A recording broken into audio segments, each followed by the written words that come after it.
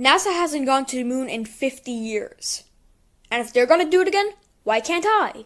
So let me start off by explaining my rocket. It's got a main fuel load stage, 2 SRBs, an exploration upper stage, a protection fairing, launch abort system, and a crew capsule that we'll talk more about later. Now the main liquid fuel stage has 4 engines, placed here and here, for a max thrust footprint, plus the SRBs. Now the SRBs are just a boost, so that the main liquid fuel stage can throttle up and get the ship to orbit. Now when the main liquid fuel stage runs out of fuel, the exploration upper stage takes over. Now the exploration upper stage is what we in the business call a burn stage. Not really. It's basically a stage where you do little burns over long periods of time so that you can get to the moon and get into orbit around the moon. Now it's time to do the translunar injection burn. The exploration upper stage goes full throttle and gets its apparatuses around the moon. Now the translunar injection burn happens on a very specific time, not only to get to the moon, but to get back to Earth, in case it doesn't do its orbit burn, which is called a free return trajectory.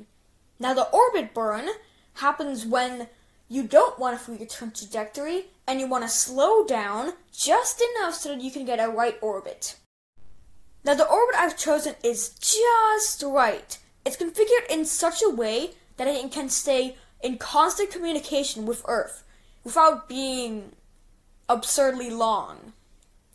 And it can adjust its orbit to go to the Shackleton crater, where Artemis is planning to go for its lunar base in 2024. Now when the upper stage is jettisoned and destroyed, the craft will do a deorbit burn and then do a suicide burn to land on the moon. Now skipping all the astronauts and stuff that I'll talk about later, it does one escape burn to get into that good old constant communication orbit. And when it's in that orbit, it does its final checks before it does another escape burn towards Earth. Now this mission in particular has a pretty weird heat shield. It's not a brick heat shield, but it's an inflatable heat shield, being inflated by pressurized gas. I don't exactly know what material this is going to be made out of, but I think it's going to be some sort of Kevlar-ish material. Anyways, back to the mission. Now when the capsule gets close to the atmosphere, it inflates its heat shield, and when the heat shield has, protected it from the heat, it deploys all 3 of its parachutes, and then it can either touch down or splash down, depending on the mission. The heat shield is like a puffy lander. It can act as both. It's filled with air so it can float on water, and it's filled with air so it can absorb the impact of the ground. As you know, rockets need to undergo a lot of testing, so it's only fair that I list out my tests for my rocket to see if this is a feasible mission or not. Let's start with the bottom stage and work our way on top. Now the main liquid fuel stage only has 3 tests: the pressure test, the static fire test, and the suborbital test. The SRBs and the capsule, however, have both to do re-entry tests and parachute tests. The exploration upper stage has much more testing to do. It has the 0G test, the vacuum test, the Earth orbit test, the translunar injection test, the moon orbit test, and the ejection test, all of which will happen on the first mission, the robotic mission.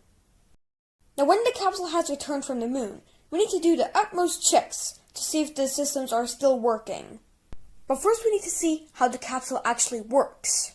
So let's start with actually I don't know much about this topic, so I'll let the computer explain. Hi, I'm the computer. So here's the capsule. Here's the fuel tanks, electrical turbines, inflatable heat shield, landing gear, computers like me, living quarters, bathroom, parachutes. Bye-bye. Well, thanks, computer. Now let's talk about the astronauts. Unlike everything else, there's not really anything special with the spacesuits, except that it can dock with the lunar lander. These spacesuits are built in such a special way that they can dock with the lander. Check this out.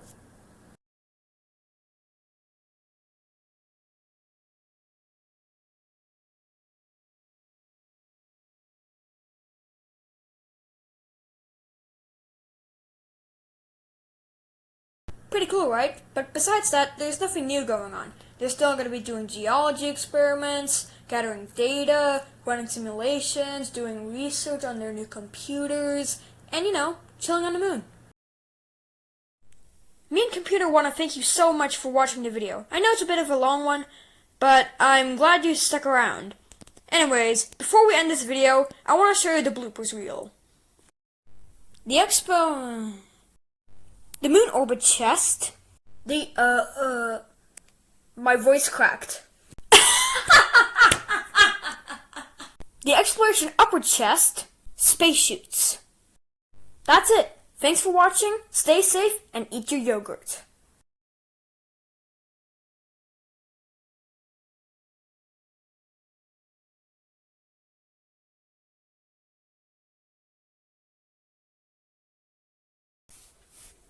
Yanni, can you please stop doing that?